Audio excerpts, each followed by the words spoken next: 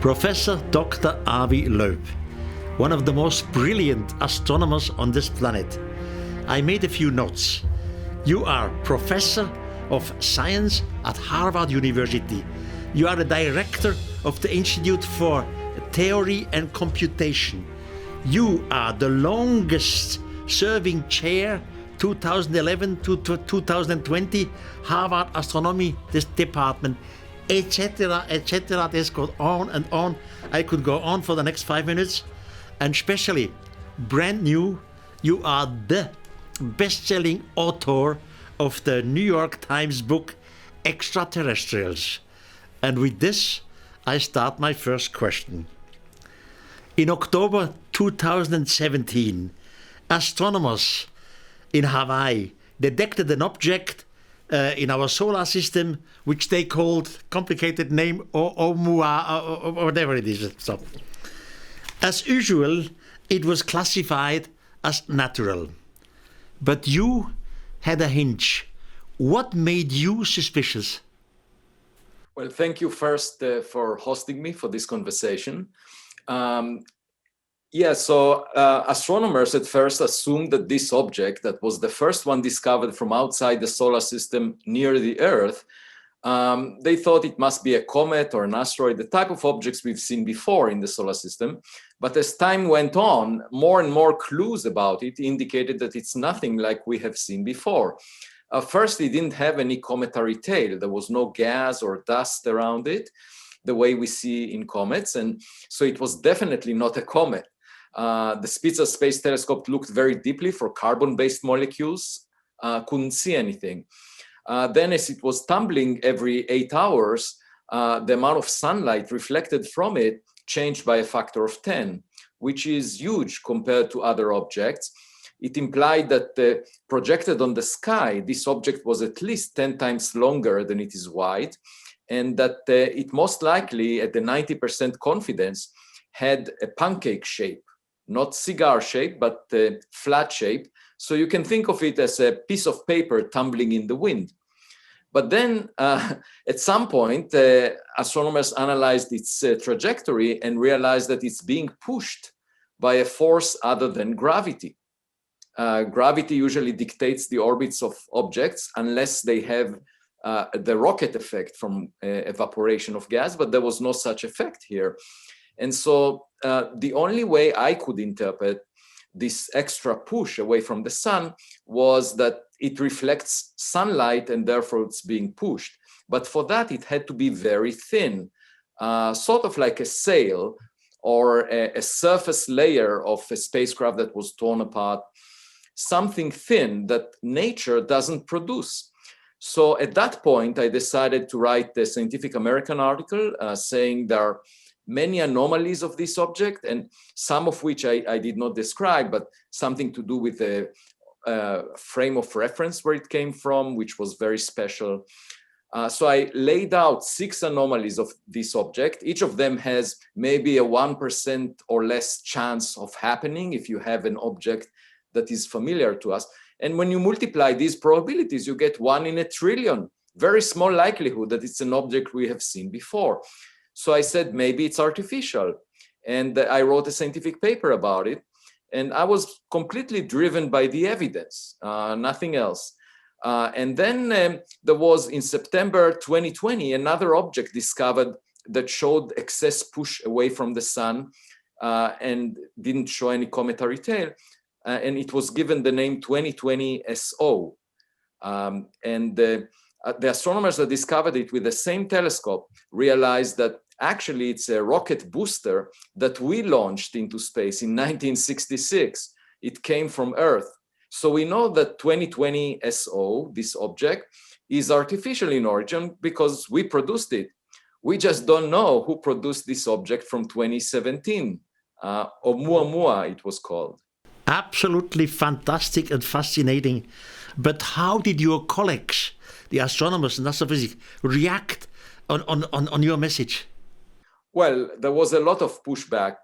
The scientific paper was accepted within a few days. It was a record, for me at least. I have more than 850 papers by now. And This was the fastest acceptance, and actually the referee also informed us that the most likely shape is flat, which supported this idea that it's like a sail being pushed.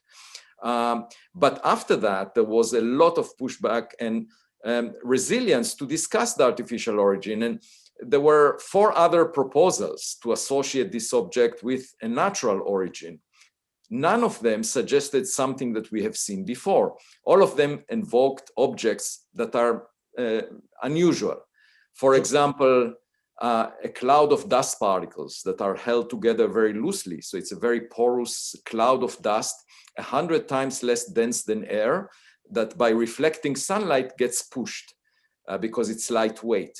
The problem with that idea is that such a cloud, when it gets close to the sun, will get heated up by hundreds of degrees and will not survive. It will not have the material strength to withstand that heating. Another suggestion was maybe it's a chunk of frozen hydrogen, a hydrogen iceberg, something we've never seen before, the size of a football field.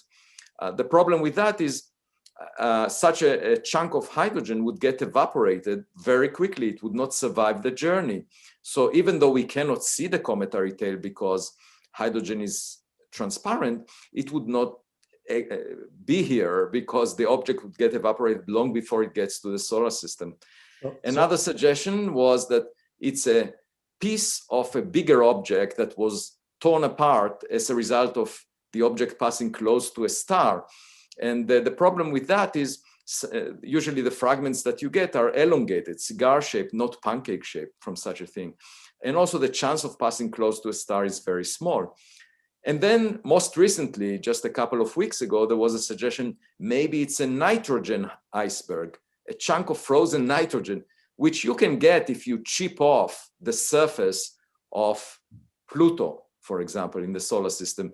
But we showed in a paper that you need more mass than you have available in stars, 100 times more mass than you find in stars, in order to account for enough chips of the surface of Pluto's around other stars, so that one of them would be this object, Oumuamua. So the mass budget is just untenable in this scenario. So these are the proposals made for natural origin, and the scientific community rallied around every such proposal whenever it was proposed, but they have major flaws. And my point is really simple, that we will learn something new no matter what. So we should keep our eyes on the sky and collect more evidence about objects that look similar to this one. So the simplest way to know the nature of such an object is by taking a photograph. They say a picture is worth 1,000 words. In my case, a picture is worth 66,000 words, the number of words in my book. Oh, really? Oh, God. Now listen, Professor, what we do here is not an interview in the usual sense. It's rather a discussion. And I'm very proud and very happy that I have you as a discussion partner. I personally, in the meantime, I'm an old man. I'm 86 years old. So far, I have published 43 books. And to my knowledge, astronomers are generally very skeptical against extraterrestrials. They make extraterrestrials very, very complicated. They never look like us. They are completely different. To get in communication with them is practically impossible. Now, I am a specialist in old writings, holy writings and unholy writings from around the world. And you can practically ask me everything about the old writings, including, for example, the Bible. And there, in the beginning, they say that the so-called gods created human according their own image. If we would take this literally, we would be some sort of the offsprings of the extraterrestrials, and they would not be completely different to us. We would be similar to them, not they similar to us, because we are the product. What do you think about this? Well, that's an interesting idea. And I should tell you first that as a young kid growing up in Israel, I saw your book when it came out in 1968. Yes, well, I remember that because it arrived and my mother mentioned it, and it was extremely popular and interesting to people to discuss the content of your book.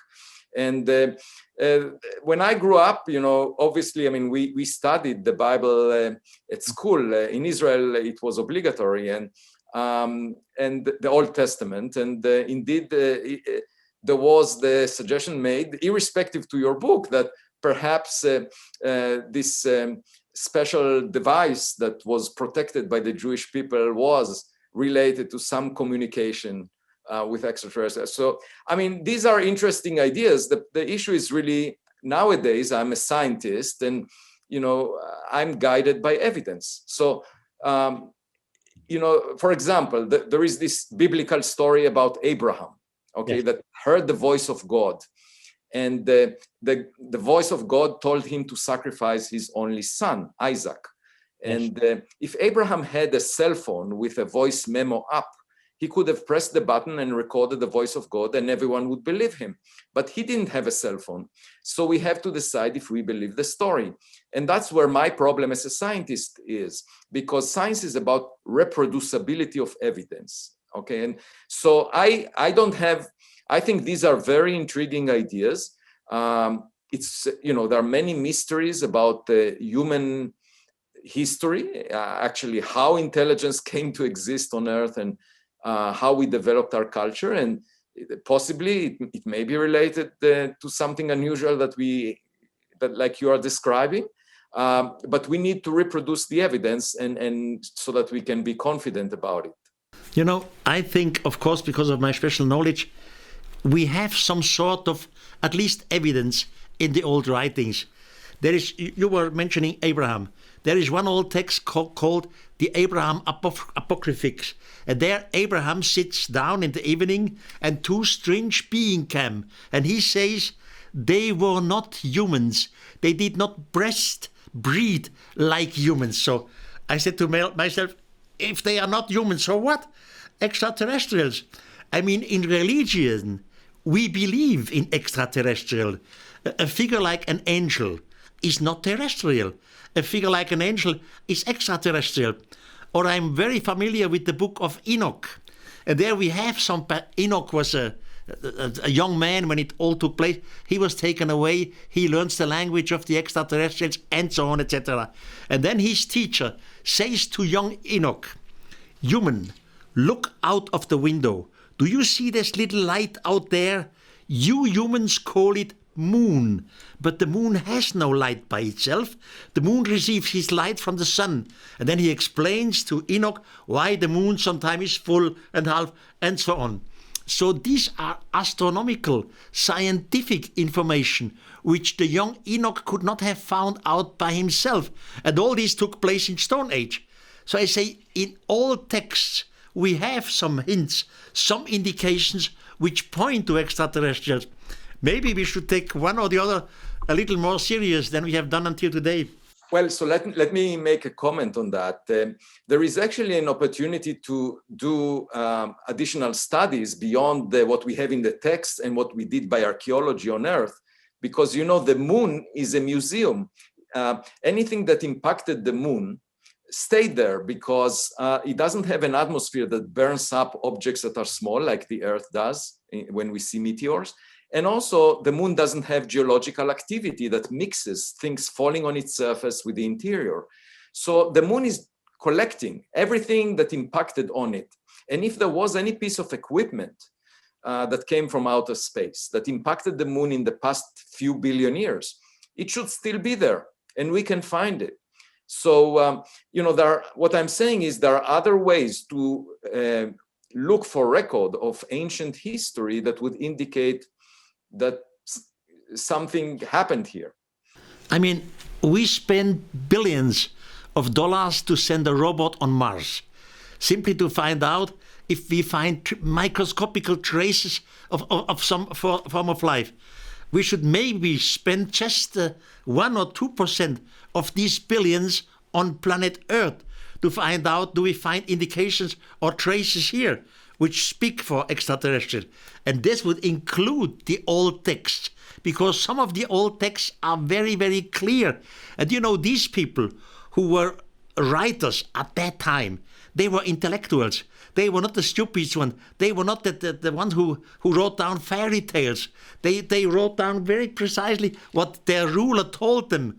And in all texts we clearly find situation, not only in our Bible or in the Hebrew society, we find clearly indications that some humans, mostly young humans, were taken away by them. In India, for example, Arjuna is one of them. He was taken away, like Enoch in the Bible. He learns the language. They teach him in different belonging. They bring him back to planet Earth. By the way, they teach him also in astronomy. And they say, and now you humans, you teach your fellow humans to this. Later they are called prophets or whatever. But some of their knowledge comes from outside, at least according to the old texts. So in religion, we believe it. We say it was God. I mean, in the Bible, in the Old Testament, in the second book of Moses, we find some pages and pages of where the so-called gods gives exactly hygienic Anweisungen. Was ist the recommendation? Hygienic recommendation. You know, not to infect yourself. Don't come close to a body who is infected, etc. Now, and the one who writes it says, and the Lord told me. Was he lying? The Lord? Which Lord? Yeah, these are all very intriguing clues, but what I'm saying is, in order to get the scientific community on board, one needs to reproduce physical evidence, not textual. And the other thing I wanted to say is that humans existed on Earth just for a little more than 1 million years, the human species. And, you know, the Earth itself is 4.5 billion years old. So it's a tiny fraction of the age of the Earth. And therefore, I'm saying that, you know, if there were interactions with other technologies before, it most likely started much earlier, before humans came to exist. And the other thing is, most of the stars are older than the sun. They formed billions of years before the sun. So if there were technological civilizations around other stars, they predated us by billions of years. That's a very interesting thought. For myself, I'm sure we were visited by beings from outer space. Of course, I fully understand the scientific position. You need proof, controllable proof. You need facts, something which you can touch. It's physical objects, not words.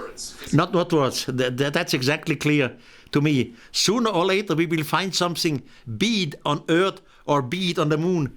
I mean, for example, again, in the story of Israel, we have an object called the Ark of the Covenant. Now, nobody knows what this was, finally. Now, there is not only the Bible. In Ethiopia, there is a thick old book, thousands of years old, called the Kebra Neges. It's the book of the kings. And there, it has to do with King Solomon.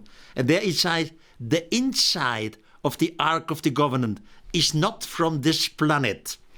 Maybe we find some remains of the Ark of the Covenant, and then we have a proof, a touchable proof, for that something is not human in this. So maybe we have some of these objects. Well, that would be wonderful, and that's why we should do archaeological digs. I'm very much in favor of searching for things, you know, and that includes in all possible ways, based on stories from the past or based on the opportunity we have on the moon or in space, you know, taking photographs of interstellar objects. In all possible ways, we might find something new that we haven't expected. You see, like you, I have many speeches worldwide, and I show, of course, impressive pictures. And at the end of every speech, I always say to my listeners, ladies and gentlemen, what you saw and hear here, please do not believe it. I would turn myself in my tomb if some idiots come up and make some sort of sect or religion out of this thing. Don't believe it, control it, check it, be against it. So it has nothing to do with the sect, but we still have good arguments in the past. Well, you see, the worst thing that can happen is people ignoring anomalies, ignoring things that look unusual. And that is exactly the strategy that a lot of people take. They just ignore it, and then you don't have the evidence because you're not looking for it. Exactly. Now, in our time, I read some remarks a few years ago. Mr. Paul Hellyer, he was the ex-defense minister of Canada some years ago. He said that extraterrestrials are here on Earth and some groups have contact with them. And just a few months ago, I read in the newspaper, in the Israel newspaper, by the way, that Mr. Wie heißt der? Chaim Eshed said again something similar. Extraterrestrials are here and some groups have contact with them. I am very, very skeptical to this. All through these personalities made these statements. What do you think about it? Yeah, so the problem with his statement is he didn't provide any evidence. And I think it was unprofessional for the journalist to report about it because, if he claimed that Trump knows something, he should have shown a document that indicates that. Because, people can claim a lot of things. A lot of people can claim that they are Napoleon. And then when you ask them for a proof and they don't have an ID that shows that they are Napoleon, it says something about them and there are places for those people. So the point is, it's really about evidence. It's not about what you say. You can say anything you want and a lot of people might believe it or not believe it. But, science progresses as a result of finding evidence. And the main issue I have with the current approach is that we are not searching. That if we don't search, we will not find anything. So it's really important to be open-minded. But these personality I just mentioned, Paul Hellyer, ex-defense minister, I mean, they have a certain responsibility. Or Chaim Eshed, he had to do with space in his profession. Why is he making such a statement? Well, that I don't know. That has to do with him. The question of why he makes it is a separate one. But if anyone wants to pay attention to it, it needs to be based on evidence. And he didn't provide any document, let alone physical evidence for what he claims. Yeah. Listen, I want to show you one or two pictures. Have you ever seen this? These were two pictures from the plain of Nazca in Peru. The plain of Nazca in Peru is a desert. When you are there as a tourist, you see nothing. When you fly over it, you see some figures coming out of the ground. Figures of fishes, monkeys, spiders, and so on. Then you fly higher again, and all of a sudden you see these things. Seen from the air, they look like airstrips. I never said in none of my books they are airstrips. Just they look like airstrips. What nerves me somehow, in every TV documentation worldwide, they speak about Nazca, they speak only about the figures, the fishes, the monkeys, the spider, and so on. But they never speak about these things. We have no explanation for it. Obviously, we don't know what. By the way, I myself, I have no explanation either. I simply say, definitely the natives made it. Why? For the gods. For what gods? I know in the meantime that worldwide we have cultures, thousands of years old, who made gigantic signs in the ground which they themselves could never see. You see it only from the air. So this phenomenon is not only in Nazca in Peru, this phenomenon is a worldwide. And these cultures, some thousands of years, they had no contact together. Why have they made signs which you can see only from the air? In my opinion, they were hoping that some flying beings, some gods, saw these things up there. Right. Now, Erich, you are focusing on evidence here on Earth. And what I think we have now is an opportunity to look at the sky and search for them, which actually is much more direct. And simply because we have much better equipment now with the telescopes and instrumentation. And we found this first object from outside the solar system in 2017. So we can find many more with, for example, in less than 3 years in Chile, there would be the Vera Rubin Observatory that could find an object like that once a month. And my point is, if we get close to these objects, maybe even land on them, like OSIRIS-REx landed on Bennu, which was an asteroid, to get a sample. If we land on them and one of them looks artificial, we can read off the label made on planet X, or we can actually import the technology to Earth. That would give us a leap by 1 million years into our technological future, or who knows by how much. So the point is that there is an opportunity for us to search in space, and I call it space archaeology. And that gives us, I think, access to much more information than here on Earth, because Earth is small. Earth is very small. You know, are you still think that mankind, today's humanity, is not prepared for a contact with extraterrestrials?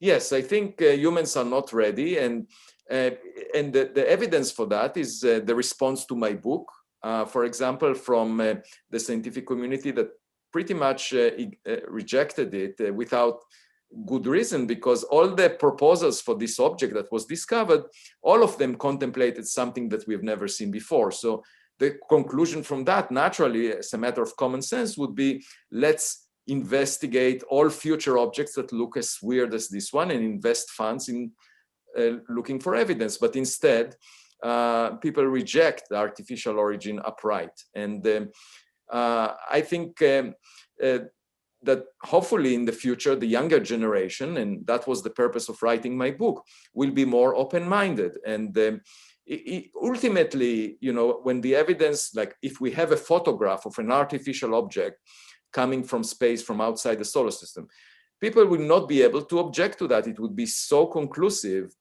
that it will change the minds of many people. But to get that photograph, you need to invest a certain level of funds. Without putting the money into searches, we will never discover this extraordinary evidence.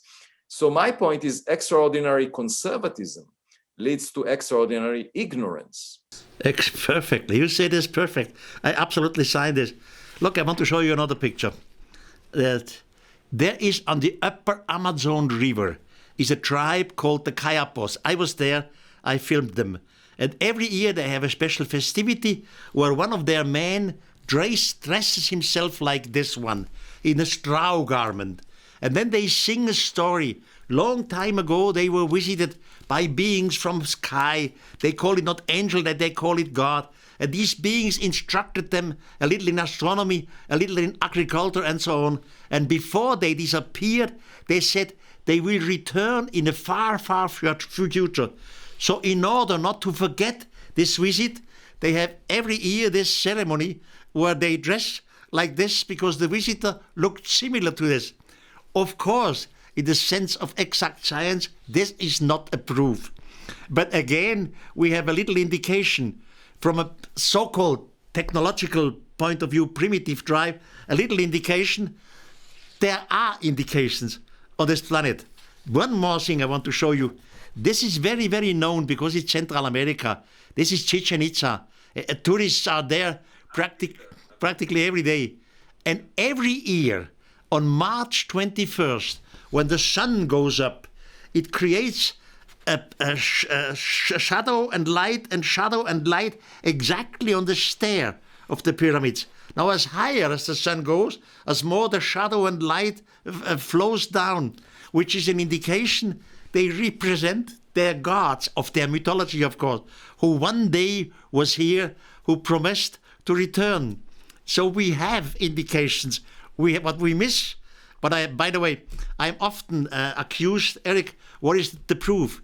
And I always have to admit, I have not one scientific proof. I have not one object. I would be proud to present to the scientific community, hey, this object is not from this planet. We can prove it. There is nothing today. But what I can present is hundreds of indications which point in the same direction. Right. So these are very intriguing hints. And I should say that, you know, although we want proof, the time scale we're talking about, you know, we developed technologies over the past century, and we existed only for 1 million years on Earth. And by the way, to traverse 100 light years around us takes 1 million years with chemical rockets. So travel through space is a very long journey, and the timescales we are used to are really very short, and we should be more patient in terms of any possible contact. And one thing to keep in mind, we've been broadcasting for 100 years, radio waves. And if there is any civilization with radio telescopes like we have that is within 100 light years, they already know about us.